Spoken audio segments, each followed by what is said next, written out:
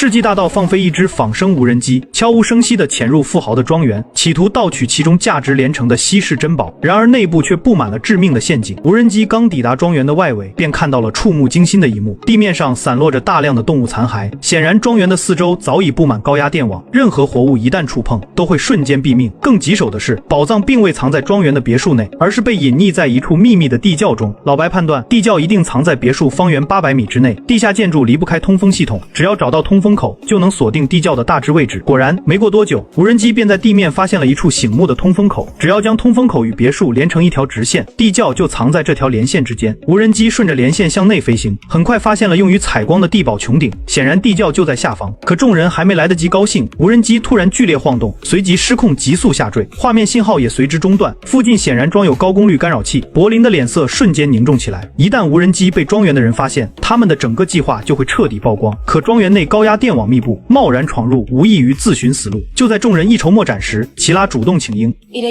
Puedo localizarlo rápido con la tableta de coordenadas。放心不下的卷毛坚持陪同前往，也好彼此有个照应。可两人都没有意识到，一场噩梦才刚刚拉开序幕。两人铤而走险，先翻过庄园的第一道围墙。齐拉凭借着坐标的指引，很快便来到了高压电网前。想要顺利通过这道生死关卡，绝非易事。只见卷毛迅速从背包中取出一根红色电线，将两端分别夹在电栅栏的两侧。即便用钳子剪断中间的栅栏，也不会触发警报，因为电流会顺着红色电线正常流通。两人顺着栅栏缺口小心翼翼地钻了进去。他们顺着无人机的微弱信号，一路向庄园深处行进。起初一切顺利，很快就找到了坠落的无人机。可还没等两人弯腰去捡，一辆汽车突然朝着他们疾驰而来。卷毛反应极快，立刻让齐拉靠在自己身上，假装是迷路的游客。齐拉则装作不小心扭伤了脚，但这拙劣的演技并未骗过男人。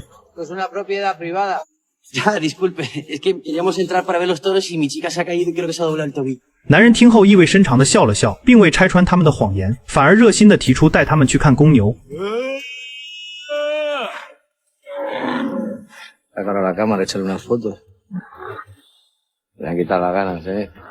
最近有粉丝跟我说想找工作推荐58同城，大牌民企反馈快，入职不拖沓。随后男人还主动帮忙查看齐拉的脚踝，他一动不敢动，只能故作疼痛。男人见状，随手将泥巴抹在他脚踝上，声称这样能快速消肿。卷毛趁机偷偷掏出手机试图求救，却被男子一语道破。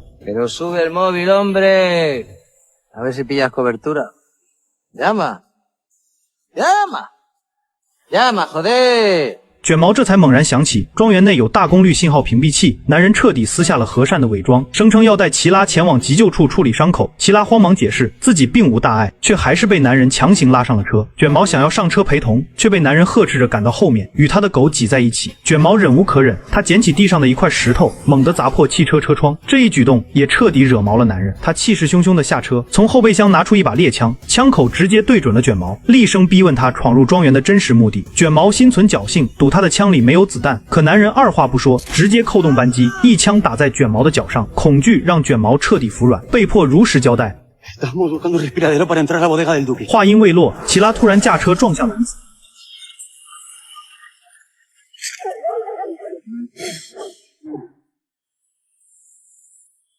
两人同时扑向掉落的猎枪，最终卷毛抢先一步，将枪握在手中。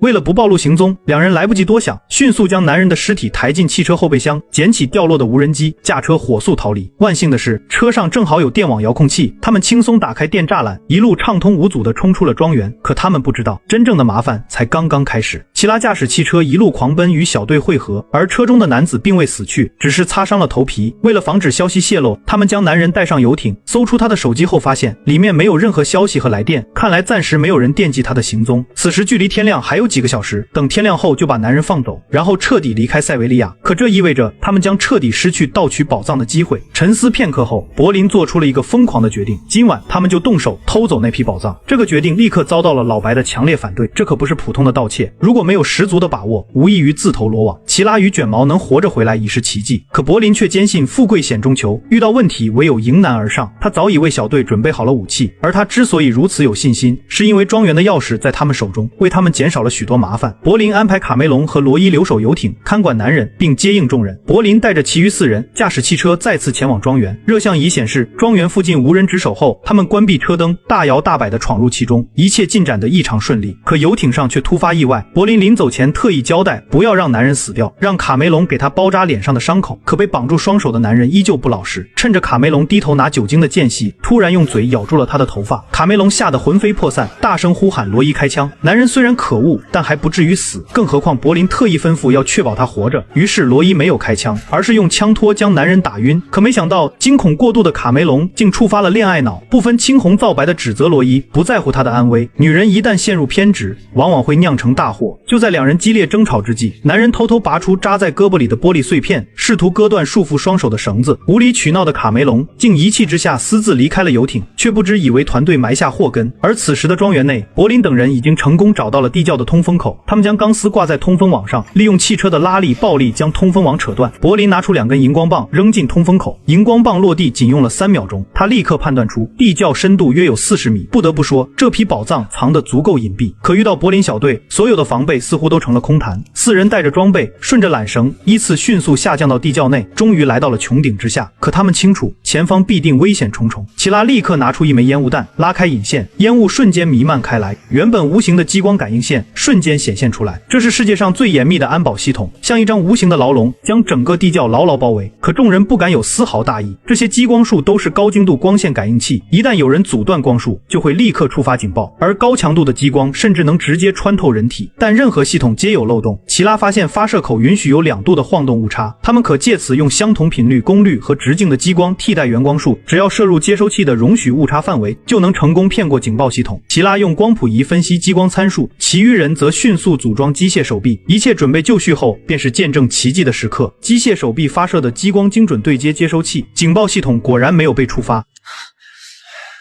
Creo que hemos engañado al sistema. 激光网中出现了一道可供通行的缺口，只要顺着缺口前进，就能抵达地窖中心，拿到宝藏。可他们不知道，游艇上的危机已经彻底爆发。罗伊争吵过后返回船舱，却惊恐地发现男人已经割断了绳子，消失得无影无踪。一旦男人逃跑给富豪通风报信，地窖里的柏林等人就会陷入万劫不复的境地。罗伊立刻在船舱内展开搜寻，很快在走廊上发现了血迹，这说明男人还没有逃走。他赶忙给卡梅隆打电话，可电话始终无人接听，只能无奈留言。随后罗伊立刻启动游艇，将船开到湖中央，然后握紧手枪，小心翼翼地走进船舱，继续搜寻男人的下落。突然，一间房间的门缝中冒出滚滚烟雾，罗伊毫无防备地推开门查看，发现房间内已经燃起明火。他立刻收起手枪，拿起灭火器灭火。可就在这时，男人突然从他身后出现，用绳索死死勒住了他的脖子。当罗伊再次醒来时，发现自己被关在了一个狗笼里。男人不仅拿走了他的手机，还残忍地掰断了他的手指，解锁了手机密码。紧接着，男人毫不留情地将铁笼推进了冰冷的湖水中。纸牌屋柏林第1期的剧情就到这里。被推入湖中的罗伊能否成功自救？地窖中的柏林等人是否会因为男人的逃脱而陷入危机？咱们下期再做分晓。